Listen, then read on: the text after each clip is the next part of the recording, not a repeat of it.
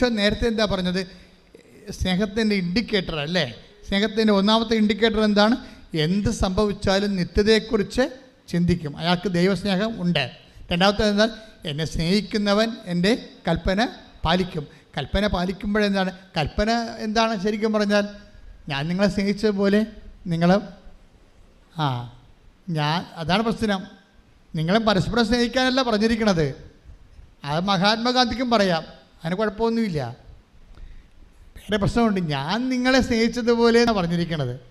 ഞാൻ നിങ്ങളെ സ്നേഹിച്ച കാര്യം കാണുമ്പോൾ അറിയാമല്ലോ. ഈ കുരിശിൽ എന്തുകൊണ്ട് അൾത്താരെ വെക്കണത്? അൾത്താരെ വെക്കണത് ഞാൻ നിങ്ങളെ സ്നേഹിച്ചത് എന്താണെന്ന് കാണിക്കാനാണ് സഭയെ. ഞാനെങ്ങനെയാണ് നിങ്ങളെ സ്നേഹിച്ചതെന്ന് കാണിക്കാൻ വേണ്ടിയാണ് കുരിശുരൂപം അൾത്താരെ വെക്കണത്. തുണിയില്ലാതെ ഒരു വിറക് കഷ്ണത്തെ ഇനി ഒന്നും കയ്യിലില്ല. ആരുടെ കയ്യിലില്ല? യേശുവിൻ്റെ കയ്യിലുമില്ല, പരമപിതാവിൻ്റെ കയ്യിലുമില്ല എന്ന് പറയുന്ന ബൈബിൾ ഭാഗമുണ്ട്. എന്താണ്? നമ്മൾക്ക് യേശുക്രിസ്തുവിന് നൽകിയവൻ അവനോട് കൂടെ സമസ്തവും നൽകിയില്ലേ? അപ്പോൾ യേശുക്രിസ്തുവിനെ പോലും ശ്രദ്ധിക്കട്ടെ. ഹല്ലേലൂയ, ഹല്ലേലൂയ, ഹല്ലേലൂയ, ഹല്ലേലൂയ, ഹല്ലേലൂയ. യേശുവേ, യേശുവേ, ആരാധന, ആരാധന, ആരാധന. ഹല്ലേലൂയ, ഹല്ലേലൂയ, ഹല്ലേലൂയ, ഹല്ലേലൂയ, ഹല്ലേലൂയ. റോമ 8:32 സ്വപുത്രനെ പോലും ഒഴിവാക്കാതെ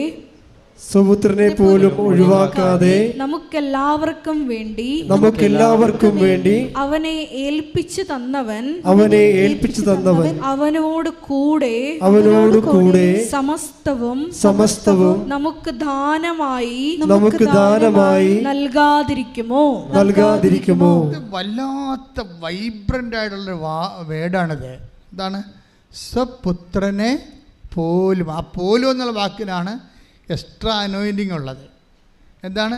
സ്വപുത്രനെ പോലും, ക്രിസ്തുവിനെ പോലും നമുക്ക് വേണ്ടി. അപ്പോൾ എന്തുമാത്രം പരമപിതാവ് നമ്മളെ സ്നേഹിക്കുന്നത് മനസ്സിലായില്ലേ?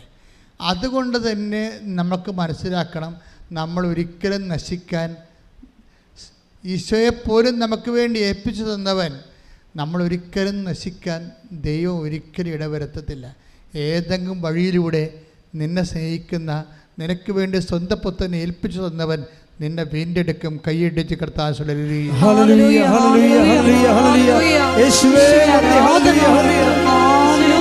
നിത്യ സ്നേഹത്താൽ എന്നെ സ്നേഹിച്ചു, നിത്യ സ്നേഹത്താൽ എന്നെ സ്നേഹിച്ചു. അങ്ങയേകിടും സ്നേഹത്തേക്കാൾ ലോകൻ നൽകിടും സ്നേഹത്തേക്കാൾ അങ്ങേ വിട്ടെന്നും പോകയില്ല ഞാൻ, അങ്ങേ വിട്ടെന്നും പോകയില്ല ഞാൻ. അങ്ങിൽ ചേർന്നെന്നും ജീവിക്കും ഞാൻ, സത്യസാക്ഷിയായി ജീവിക്കും ഞാൻ. നമ്മളിലൂടെ ഇപ്പം ഈശോ എന്നാ സംസാരിക്കണത്? നമ്മുടെ സബ്ജക്റ്റ് എന്താണ്? കൃപയ്ക്ക് മേൽകൃപ. അതിനെന്താ ചെയ്തിരിക്കണത്? അവസരങ്ങളെ ബുദ്ധിപൂർവ്വം വിനിമയം ചെയ്യുക. ജീവിതത്തിലുണ്ടാകുന്ന അവസരങ്ങളെ ബുദ്ധിപൂർവ്വം വിനിമയം ചെയ്യുക. ഇങ്ങനെയാണ് കൃപ, ആർജിത കൃപ ഉണ്ടാക്കുന്നത്. It's an intelligent business. ആർജിത കൃപയെന്ന് പറയണത് ബുദ്ധിപരമായൊരു വിനിമയമാണ്. അവസരങ്ങളെ ഇതാണ് അവസരം എന്ന് നമുക്ക് പറഞ്ഞു തരണത് ആരാണ്? പരിശുദ്ധാത്മാവ്. 14:26 യോഹന്നാൻ 14:26 എന്നാൽ എന്റെ നാമത്തിൽ പിതാവ് അയക്കുന്ന സഹായകനായ പരിശുദ്ധാത്മാവ് എല്ലാ കാര്യങ്ങളും നിങ്ങളെ പഠിപ്പിക്കുകയും ഞാൻ നിങ്ങളോട് പറഞ്ഞിട്ടുള്ളതെല്ലാം നിങ്ങളെ അനുസ്മരിപ്പിക്കുകയും ചെയ്യും. അവസരങ്ങളെ അനുസ്മരിപ്പിക്കുമെന്നായി പറയണത് മനസ്സിലായില്ലേ? പരിശുദ്ധാത്മാവിൻ്റെ റോള് കവനൻ്റിൽ ഭയങ്കരമാണ്.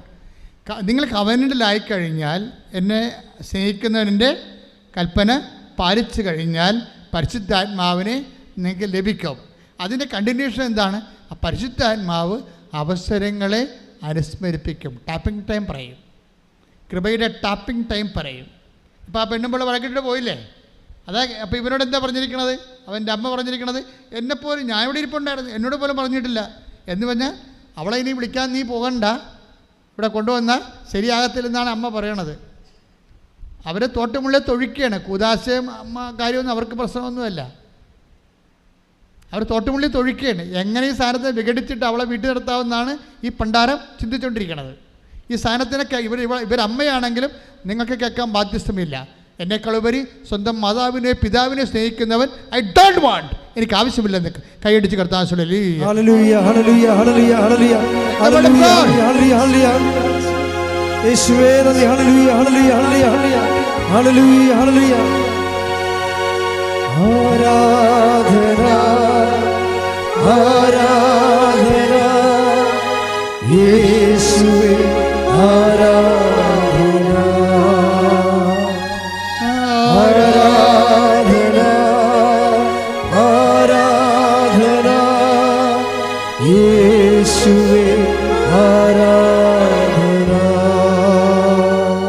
തീരുമാനിക്കുന്നവൻ യേശുവിൽ തീരുമാനിക്കുക. ഒന്ന്, തീരുമാനിക്കുന്നവൻ നിത്യതയെ മുൻനിർത്തി തീരുമാനിക്കുക. Praise the Lord. ഈ നിത്യതയെ മുൻനിർത്തി തീരുമാനിക്കുന്നത് കൊണ്ടാണ് ഇപ്പം ക്രിസ്തുവിൻ്റെ പല പ്രബോധനങ്ങളും സാധാരണ മനുഷ്യർക്ക് ഉൾക്കൊള്ളാൻ പറ്റത്തില്ല. എന്താ കാര്യം? ഈ ലോകത്തിന് വേണ്ടിയുള്ള പ്രബോധനങ്ങളല്ല. നിൻ്റെ വലത് കർണത്തടിക്കണവന് ഇടത് കർണം കാണിക്കാൻ പറയണില്ലേ? എന്തുകൊണ്ടാണ്? നീ അടിക്കണവന് തിരിച്ചടിച്ചു കഴിഞ്ഞാൽ പിന്നെ എന്തായി? നിനക്ക് ക്രോധമായി, വൈരാഗ്യമായി, നിൻ്റെ ആത്മാവിന് കറയായി, നിനക്ക് നിത്യത നഷ്ടമായി. നിത്യത നഷ്ടപ്പെടാതിരിക്കാൻ വേണ്ടി കർത്താവ് അവസാന നിമിഷം വരെ രക്തം ചിന്തറുണ്ട്. കാര്യം എന്താണെന്ന് വെച്ചാൽ, പിതാവേ ഇവർ ചെയ്യുന്നത് എന്തെന്ന് ഇവരറിയുന്നില്ല, ഇവരോട് ക്ഷമിക്കണമേ. ഇവരോട് ക്ഷമിക്കണമെന്ന് പറയുമ്പോൾ അതിൻ്റെ അർത്ഥം എന്താണ്? ക്ഷമ ഇത്രയും വരെ ആകാം. സ്തുതിക്കട്ടെ, സ്തുതിക്കട്ടെ. ഹല്ലേലൂയ, ഹല്ലേലൂയ, ഹല്ലേലൂയ, ഹല്ലേലൂയ. യേശുവേ നന്ദി. ഹല്ലേലൂയ, ഹല്ലേലൂയ, ഹല്ലേലൂയ, ഹല്ലേലൂയ, ഹല്ലേലൂയ, ഹല്ലേലൂയ. യേശുവേ സ്തുതി. ഹല്ലേലൂയ, ഹല്ലേലൂയ, ഹല്ലേലൂയ.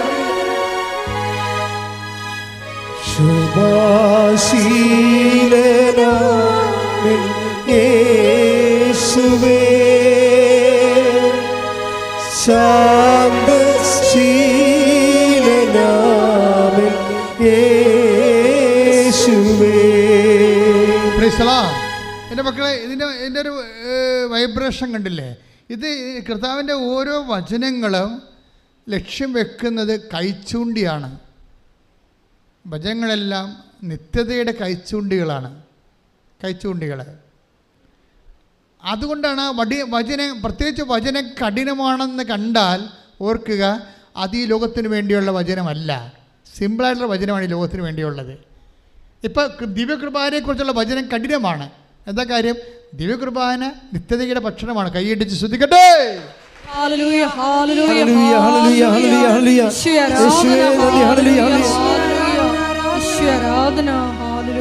പരിശുദ്ധ പരമ ദിവ്യകാരുണ്യത്തിന്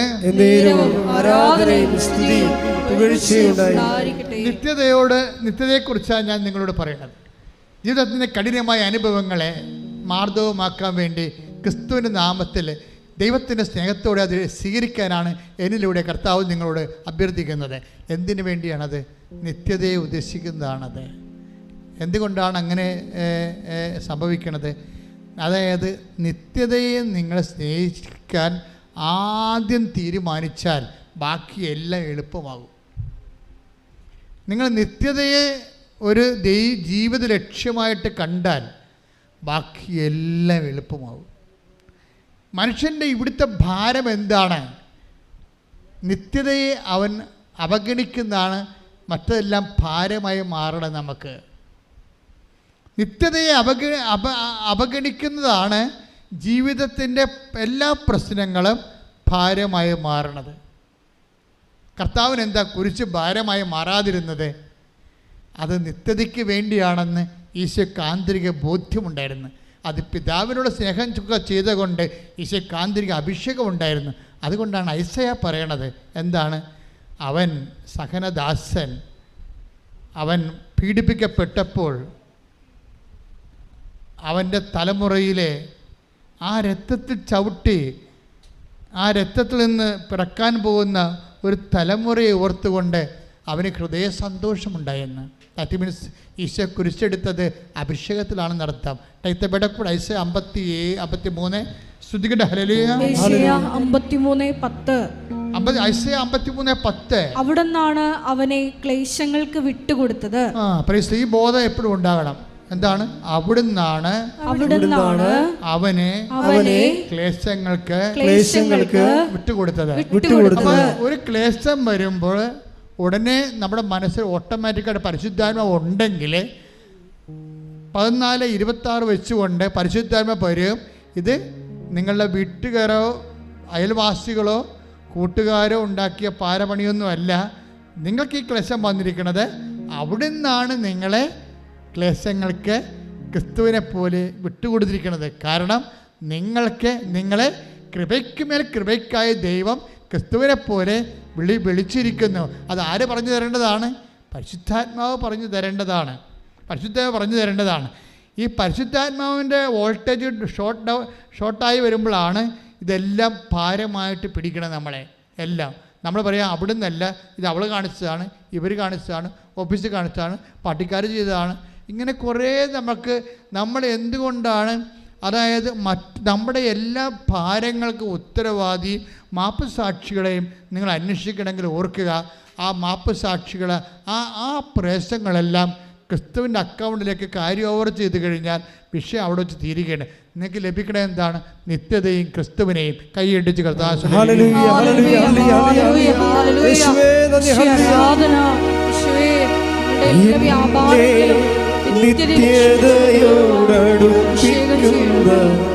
എല്ലാ അനുഭവങ്ങൾക്കും എന്നെ നല്ല ശിഷ്യനാക്കിയിടുന്ന എല്ലാ കുറവുകൾക്കും നാഥാനം, എല്ലാ തോൽവികൾക്കും നാഥാനം, നിന്റെ മുഖം കാണുവാൻ അത് നിമിത്തമായി എല്ലാ കണ്ണുനീരിനും നാഥാനം, നിന്റെ സാന്നിധ്യമറിയാൻ ഇടയായി എന്നെ